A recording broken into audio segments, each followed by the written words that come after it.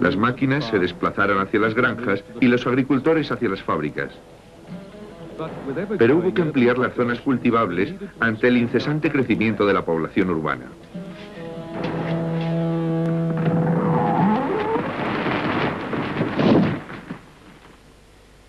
Esto es una cuña de apoyo. Tú colocas un tablón aquí y saltas sobre ese punto. Produces un corte con el hacha y colocas una cuña. Te colocas al otro lado, cortas con la sierra y el árbol cae. A la edad de 20 años, Mollison formó parte de la generación que taló los bosques. En conjunto, desde el año 1940, hemos talado una superficie similar a la de América del Norte.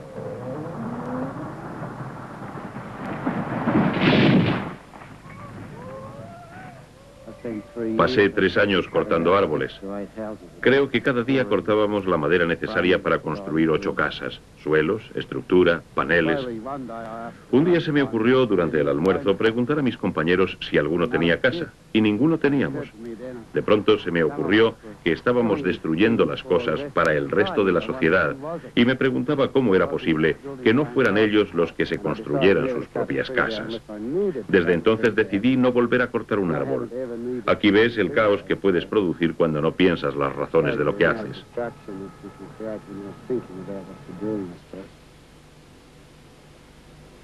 El trabajo era embrutecedor y pienso que lo que jamás podré olvidar es que nunca tenías tiempo para pensar. Terminabas loco.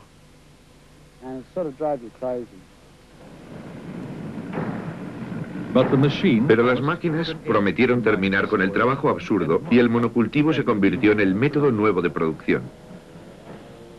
Ofrecía la visión de alimentar el mundo con kilómetros y kilómetros cuadrados de un solo cultivo. Hoy día, la mitad de la producción del mundo consiste básicamente en 4 tipos de plantas fácilmente recolectables: trigo, maíz, arroz y patatas. Pero hemos simplificado la naturaleza y algo ha comenzado a ir mal. No solo hemos producido monocultivos, sino monoplagas.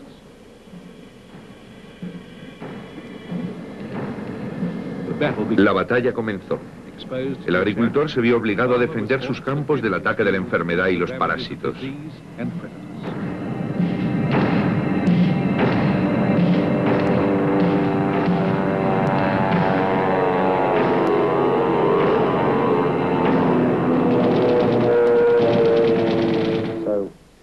En cierto modo, la agricultura, tal y como se entiende hoy día, o tal y como se ha concebido desde 1940, no es más que la continuación de la Segunda Guerra Mundial. Desde el año 1940, el 70% de nuestro suelo ha sido destruido. Con todos los armamentos y fabricantes químicos dirigiendo sus armas contra la naturaleza, La agricultura ha envenenado el 40% de las aguas del mundo. Una especie viviente se pierde cada 6 minutos. nada es tan destructivo. Si no detenemos la agricultura, moriremos. Dentro de 20 años, 1/3 de la tierra cultivable tendrá que alimentar al doble de la población.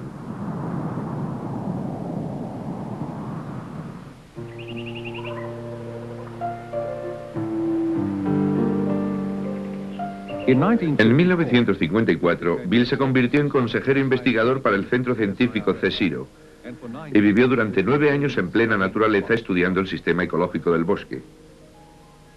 En 1966 retomó los estudios normales y más tarde fue destinado a la Universidad de Tasmania. Durante más de 15 años adquirió un conocimiento práctico muy grande sobre los bosques. Observando los sistemas forestales, me di cuenta de que su productividad era cientos de veces superior a los sistemas agrícolas creados por el hombre. De aquí que pensara en crear bosques con componentes de los animales y plantas y que fueran más útiles para nuestro uso. La productividad sería entonces superior a la del bosque natural y las cosechas serían también más importantes que las producidas en una granja comercial. Pero hasta los años 72 o 75 no se me impuso la necesidad de actuar y crear algo que definimos como permacultivo. Pero puedes llamarlo como quieras. Se trata de la aplicación de las cosas que observas a los sistemas que quieres crear.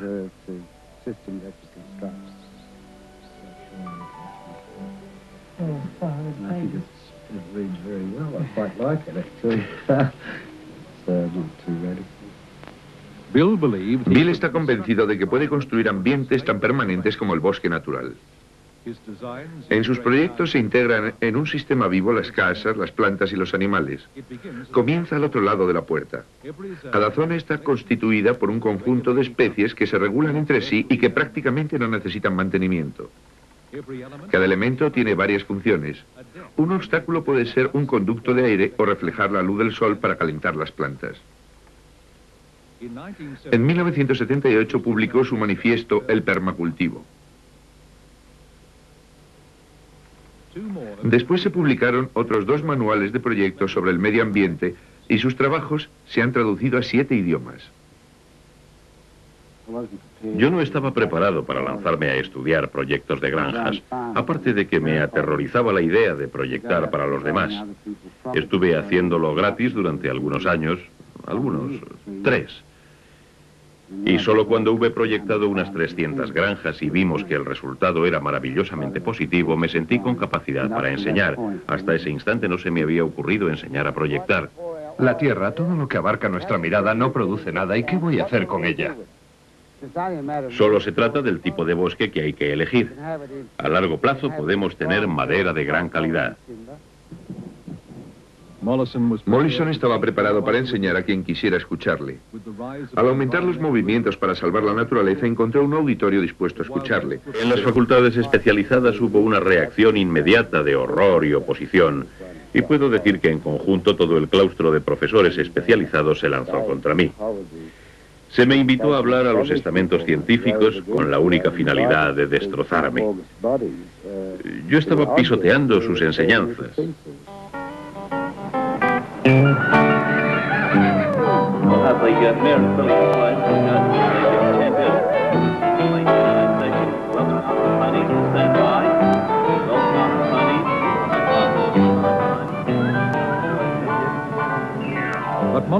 Las ideas de Mollison fueron imponiéndose y su grupo de seguidores terminó influyendo en la opinión pública. Cada año, las ciudades importantes celebran una exposición y el grupo de permacultivo local tiene su caseta al lado de los fabricantes de tractores y de los fabricantes de pesticidas. Aunque se enfrentan a intereses creados muy poderosos, están seguros de ganar la batalla con su sistema.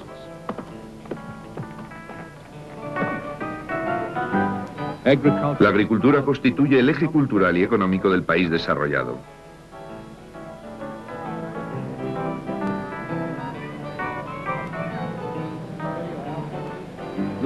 El sistema ofrece una visión rosa de riqueza rural y abundancia. Pero Mollison insiste en que el problema real es que la agricultura moderna no es un sistema dirigido a la producción de comida, sino a la obtención de dinero. Al mantener este afán de lucro, la agricultura moderna no tiene en consideración los recursos en que se apoya. Nadie paga todavía por la destrucción que existe al final de la cadena. La sociedad está atrapada en este sistema de destrucción. En lugar de eso, tú puedes plantar tu propia huerta en pocas semanas y tener hortalizas y madera para toda tu vida. Considero que es mucho más sano y responsable que la gente se prepare para esas pocas semanas de trabajo.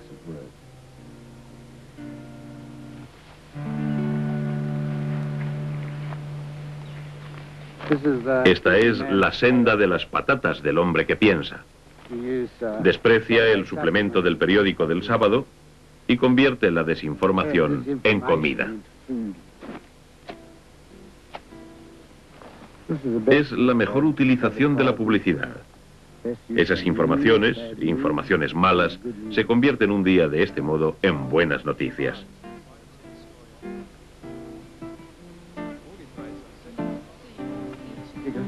Puedes colocar paja sobre las patatas porque se abrirán camino por ella, mientras que para otras plantas sería mortal. El cavar produce trabajo. El trabajo origina el cavar. Las malas hierbas exigen la azada. El cavar produce los hierbajos, causa y efecto, un círculo vicioso. Las capas de paja imitan el manto de desechos del suelo del bosque. Retienen el agua al impedir la evaporación y también controlan las malas hierbas.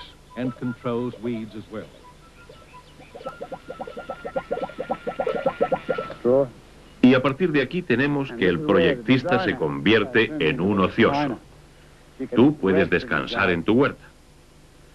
Si lo has plantado en condiciones, puedes aducir que tienes trabajo en el jardín y serás invisible para los de casa, factor importante para un jardinero perezoso. Aquí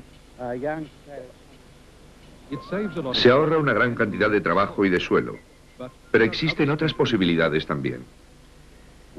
Y el guisante, que es una legumbre muy buena. Dura algunos años. Bill piensa que plantar es más fácil que deservar. Y si tiene suficientes plantas aquí, no hay sitio para las malas hierbas. De aquí que el único trabajo que necesita el jardinero es una supervisión relajada mientras contempla el trabajo maravilloso de la naturaleza. Aquí tenemos una acacia fimbriata, forraje muy bueno para las gallinas. Esta otra tiene un montón de cosas buenas. Se trata de una crotaleria. Es quebradiza y fácil de cuidar. Pertenece a un grupo de legumbres que retienen nemátodos en sus raíces. Tiene 3 pequeñas células como esta. Los nemátodos pasan a través de ellas, pero los estrangula y se los come. Todas las plantas son carnívoras. Terminarán comiéndote.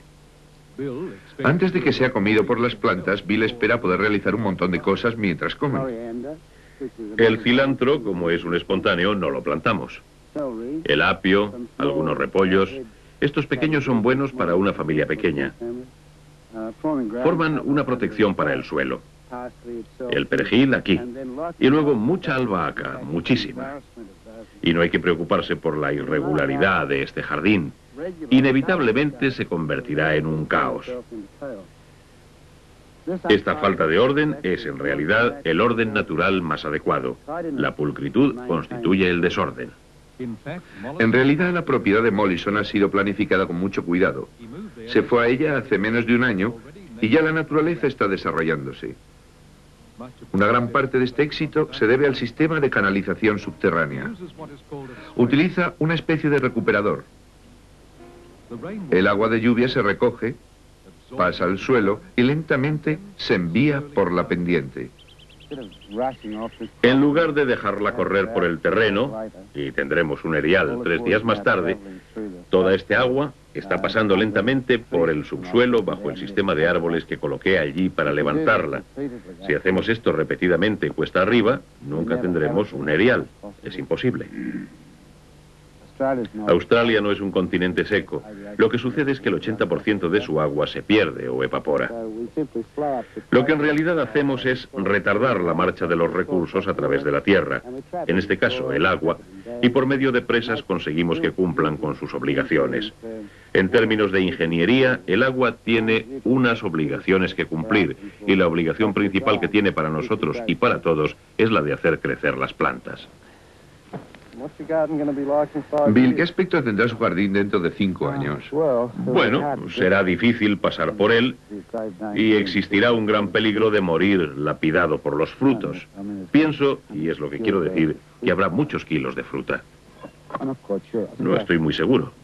Debo unir mis fuerzas con un puerco y buscar a un amigo para que me ayude a recoger el producto del sistema que ya conocen. Dejar que el cerdo se alimente y marcharme a una fiesta. Miel sobre hojuelas, para celebrar la superproducción.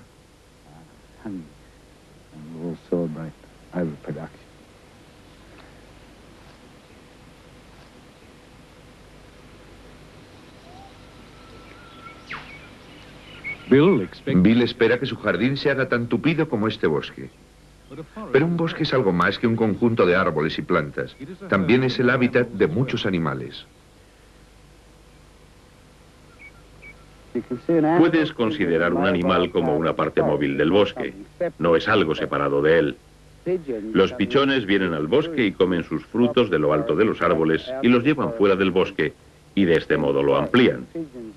Por lo tanto, los pichones son plantadores y un sistema de ampliación de este bosque. El wallaby no puede existir sin los hongos sin el árbol no puede existir sin los hongos ni el wallaby. Es un círculo.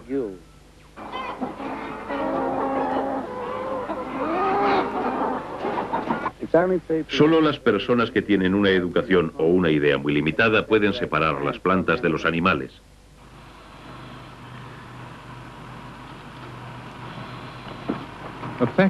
En una granja mecanizada, el pollo vive en una jaula de alambre, reacciona con una máquina automática de alimentación y termina en un horno.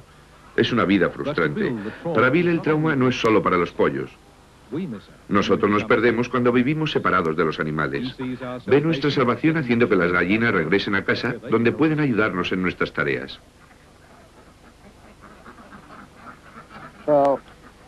Las aves de corral, patos, gallinas, ocas, tienen una parte muy importante en un sistema de permacultivo. Tienen funciones muy específicas. La gallina, en un jardín de permacultivo, hace el oficio de una máquina trituradora. Ejecuta un control de enfermedades al comer los frutos podridos y las larvas de los insectos que los infestan. En contraprestación, la gallina recibe todo lo que necesita: protección, compañeras y comida. Y nada de lo que hace es contrario a su naturaleza.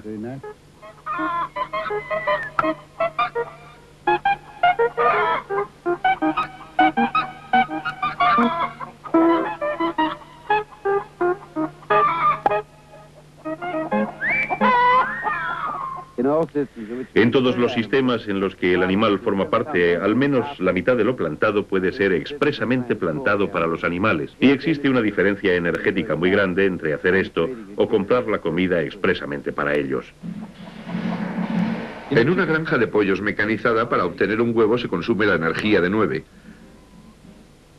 lo que significa la pérdida del valor energético de 8 huevos. Por lo tanto, si queremos obtener pollos, debemos considerar sus necesidades y asegurarnos de que algo en el sistema va a emplear la producción de los pollos.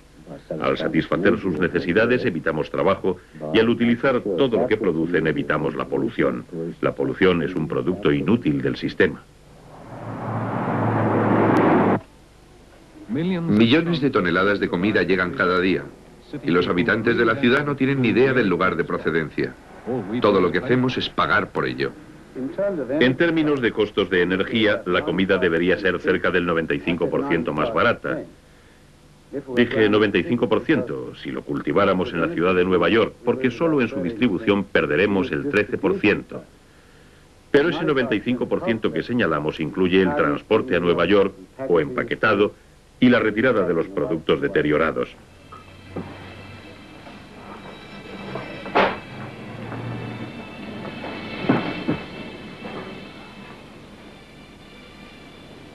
Al pasear la mirada por cualquier supermercado, es duro de creer que exista nadie con hambre en el mundo o cualquier crisis de alimentación. Y sin embargo, muy pocos productos provienen de algún sitio próximo a la ciudad. La mayoría se han producido a miles de kilómetros de distancia. Y bastaría una huelga de 3 días de los transportes y nada de lo que vemos estaría aquí.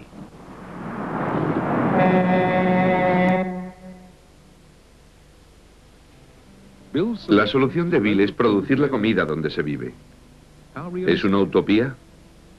En un patio trasero de una barriada, uno de los primeros proyectos de Mollison está madurando. La tierra abarca una superficie de 1/4 de acre y la casa constituye un ejemplo estupendo de sus ideas. Aquí encontramos cada cosa en su sitio. Esto es un arado antiguo. Es como colgar alguno de los quemadores de los hornos de Dachau, una reliquia que corresponde a una agricultura que está desapareciendo. A pesar de que este jardín está lleno de comida, no se necesita un arado.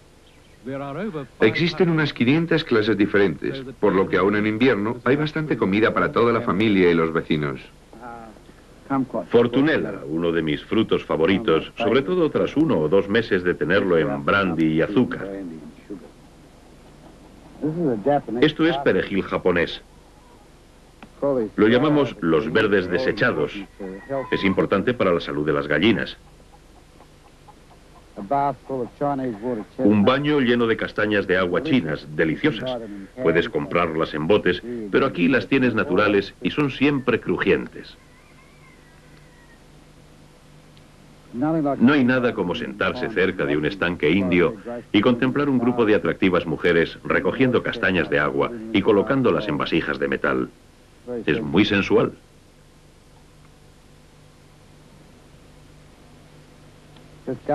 Este jardín tiene una gran variedad de especies y en cualquier época del año algo florece. Tenemos lavanda y por todo el jardín existen colmenas, por lo que durante el invierno puedes ponerte bastante alegre con licor de hidromiel.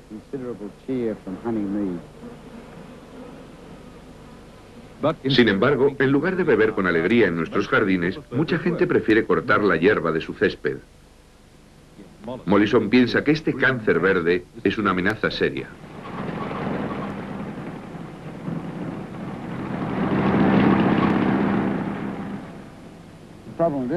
El problema con esta plantación es que, a pesar de todo, necesita más trabajo de lo que consideramos lógico para el cultivo de alimentos. Y no tiene ninguna utilidad. El costo de mantenimiento se eleva a $4 por 30 centímetros cuadrados al año, sin contar el precio del combustible, la mano de obra y la tarea de conservar en la ciudad estas extrañas creaciones que nadie realmente utiliza. Bueno, si fuera un buen guerrillero urbano, comenzaría una revolución plantando un avellano en el césped.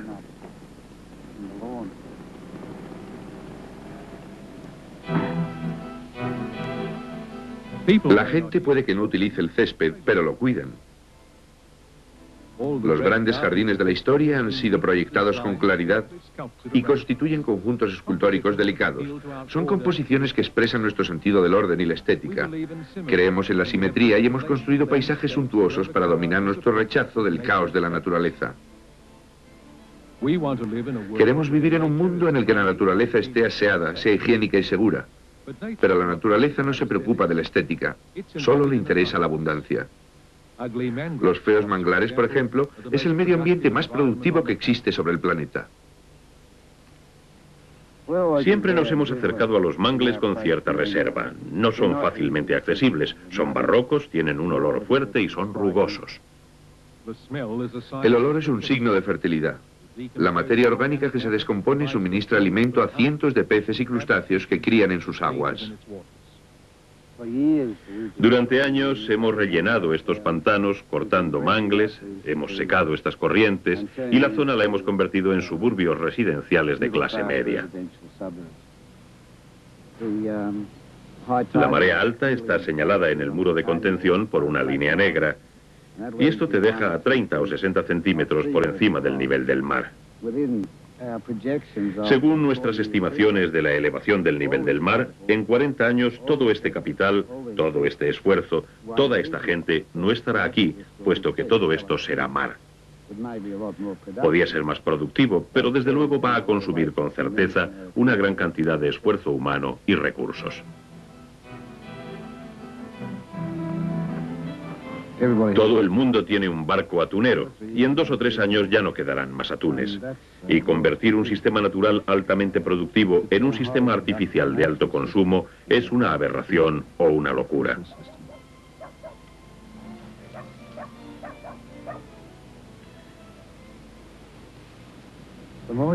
Cuanto más se mueve uno en torno a lugares como este, más surrealistas son. El césped está dando lugar a AstroTurf. Existen montones de televisiones en esta barriada. Creo que deben de estar viendo películas de la vida en la selva. Y existen vehículos todoterreno de 4 ruedas motrices que pueden llevarte hacia la selva. Es como pensar que están buscando lejos lo que delante de sus narices está desapareciendo progresivamente.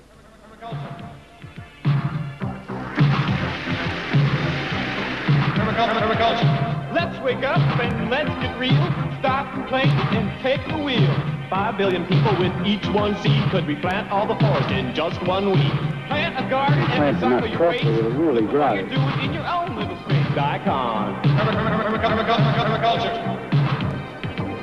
4 billion years on this here globe is a lot of evolution, so I've been told. Highly evolved though we may be, we need to get a sense of ecology. Matanoba, Fukuoka, Bill Morrison too, Wes Jackson and people like me and you. We make a difference in the world. We make a sound profound when we pass the word around. Permaculture. Permaculture. Permaculture. Permaculture. Permaculture. Super client is Gaia, she's the queen, because we're all a part of her living machine. It's up to us, the permaculture crew, to see this madness through and through. Set an example for the world to see. Bring our mother back to harmony. Uno de los peligros más graves al que nos enfrentamos es que en estos instantes estamos jugando con la estructura genética de las cosas. Uno de los ejemplos más claros es el tratar de evitar que se hielen las fresas. Me refiero a que en California han alterado la naturaleza de una bacteria, Pseudomonas syringae, con el fin de que la helada no afecte a la cosecha. Esto constituye una alteración genética. Esa misma bacteria es un organismo muy eficiente para la formación de las nubes y puede que estemos dependiendo de esa bacteria y similares para obtener la lluvia. Vamos pues a impedir la lluvia en el mundo al tratar de evitar que la escarcha caiga sobre una cosecha de fresas californianas. Debemos hacer recaer toda la culpa en los científicos, que hoy día son básicamente inconscientes. Bill considera que antes de manipular los componentes genéticos individuales, deberíamos comprender su papel en el sistema planetario. Ya hemos desestabilizado en parte los modelos climáticos y apenas sabemos cómo controlarlos. Sin embargo, nuestros recursos más necesarios los suministra la naturaleza. Pensamos que el agua es abundante, cuando en todo instante solo el 3% es potable y casi toda está en forma de hielo. La parte restante está en continuo movimiento y es purificada en la medida en que el sol acciona su ciclo.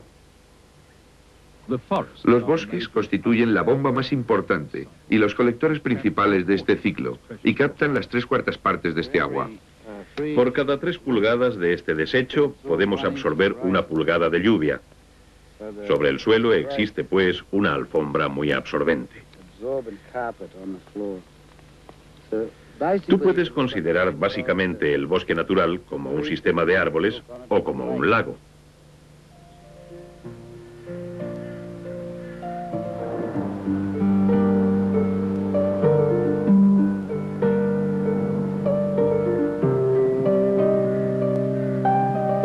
El bosque cede el agua al aire y lo vuelve a humedecer.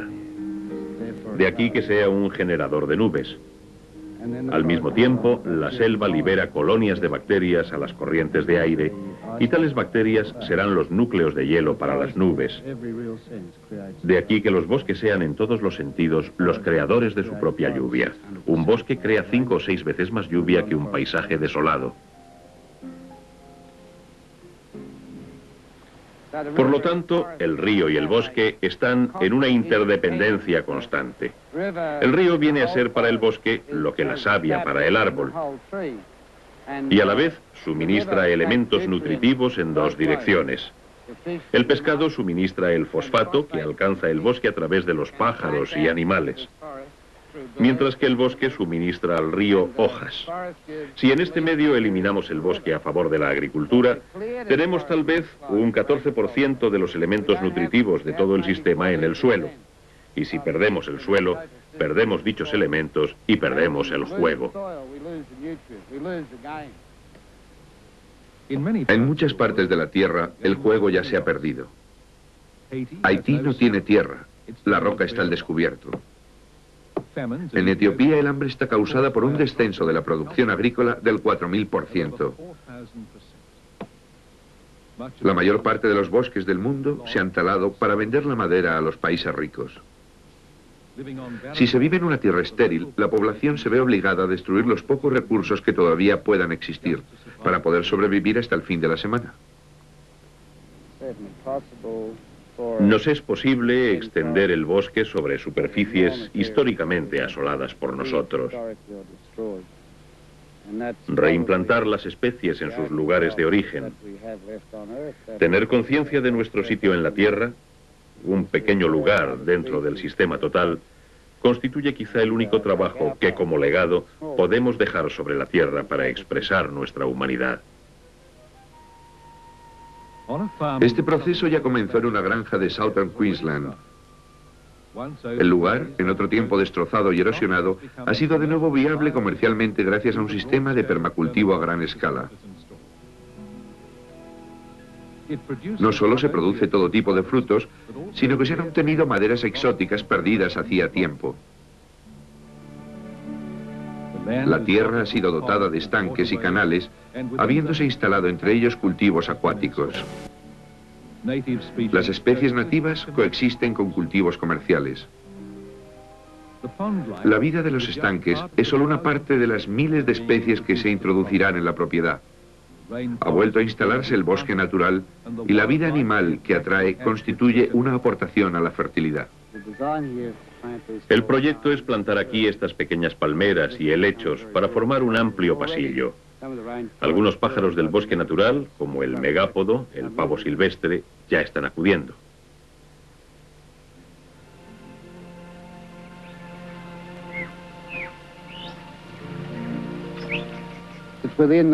Dentro de estos lugares, frescos y sombreados, es donde tiene lugar la vida salvaje. Puedes notar las ratas de agua a lo largo del río. Hay grupos de comedores de miel que van a través de este espacio y con frecuencia puede verse la llegada de pichones del bosque. Los pequeños canguros están próximos y pronto se atreverán a introducirse por todo el sistema de la granja. Y para nosotros es maravilloso encontrarnos sentados aquí, un sitio fresco y con sombra, cuando hace tanto calor fuera.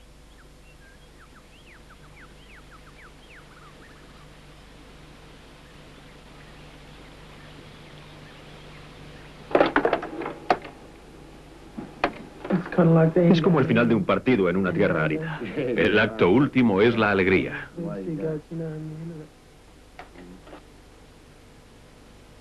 Mollison se ve obligado a acudir constantemente a la línea de fuego de los problemas del medio ambiente, el tercer mundo, en donde trabaja con las organizaciones de permacultivo locales. Muchas culturas que todavía se encuentran en la India y en África pasaron directas de sociedades recolectoras y cazadoras a una agricultura moderna, y la agricultura puede que sea la fase final de desertización de esos continentes. La causa del hambre y la miseria en aquellas sociedades se encuentra en que no han tenido una educación para este tipo de empresa, no han aprendido a desplazarse desde su papel de cazadores-recolectores a horticultores. Cuando concluí mis estudios me dediqué a trabajar en el terreno de la agricultura sin ser consciente de lo que hacía. Entonces oí hablar de Bill Mollison y sus trabajos y publicaciones, y caí en la cuenta de que no era honrado conmigo mismo, ni con el país, ni con mi gente.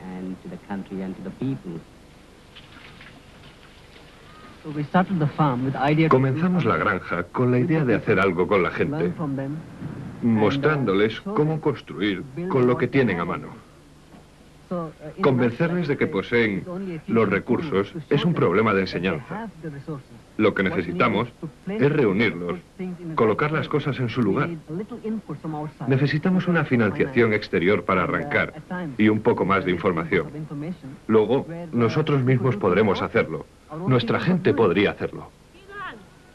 Mollison ha inspirado proyectos en África, Asia y América Latina. Mientras que muchos consideran que esto es un programa de ayuda caritativa, Bill piensa que son modelos que el viejo mundo necesitará cuando nos llegue a nosotros la hora. Lo importante en la India y en Nepal es que tienen experiencia, historia y tradición. Y es necesario adoptar la experiencia y conocimiento de estos pueblos para el viejo mundo, en donde pueden enseñar a la gente a defenderse por sí mismos, a alimentarse y a ahorrar energía. Muchos proyectistas del permacultivo han aprendido estas habilidades. Max Lindegger es el arquitecto de Crystal Water, una comunidad completa proyectada según las directrices del permacultivo. Con un capital de $8 millones, espera conseguir un modelo para el futuro de comunidades. Bien, hemos tratado de convertirnos en descubridores y este es el primer logro. Un logro a gran escala en el que estamos comprometidos. Pensamos que podemos realizarlo mucho mejor que los profesionales o que lo realizaremos mejor que ellos.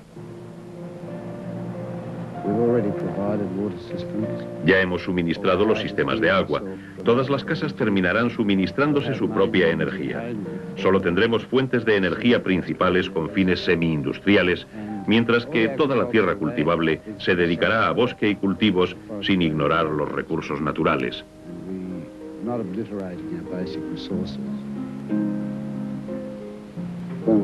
Cuando por primera vez, en 1975, propuse el permacultivo, solo existía un modelo en mi patio. Hoy día existen, que yo sepa, miles, cientos de miles. Encuentro emocionante viajar desde una pequeña aldea de pescadores en Tasmania, en donde viví durante un tiempo cuando estaba desarrollando el permacultivo, y llegar a un sitio como el Nepal y encontrarme en él que alguien ha introducido en dicho país esta técnica. Y el sentimiento que más me domina es el de agradecimiento, porque es algo que yo no he realizado en persona.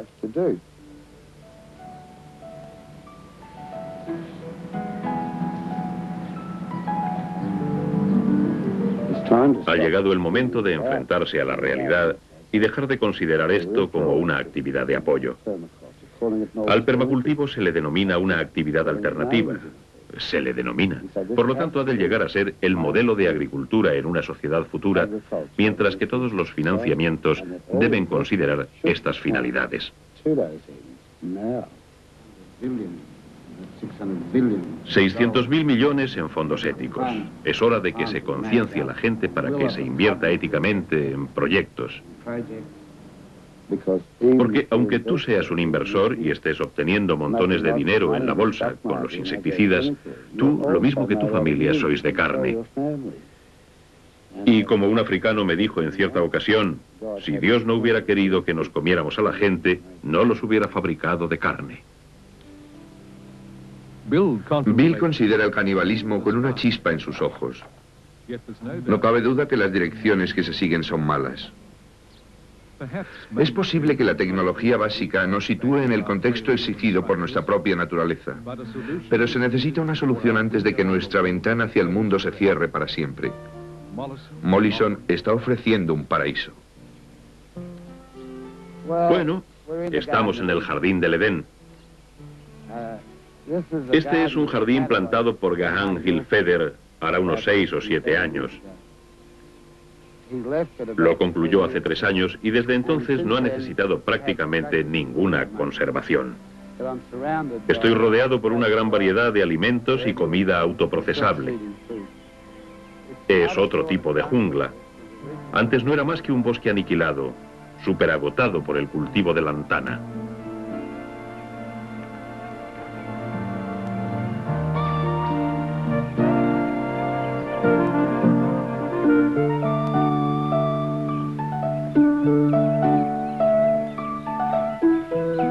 Aguacates a la altura de la cabeza, aguacates a la altura del suelo y mandarinas.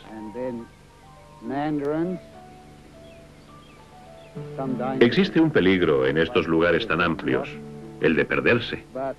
Pero si te pierdes hay muchas cosas para comer y es lo importante. Este es uno de los pocos lugares bajo los trópicos que fueron desde el principio bien proyectados y plantados. Teniendo en cuenta todo, cuando Gahan hizo esto, creo que sabía cuál iba a ser el resultado. Y todavía la gente me pregunta, ¿funcionará el permacultivo? Yo les respondo, ¿crecerán las plantas?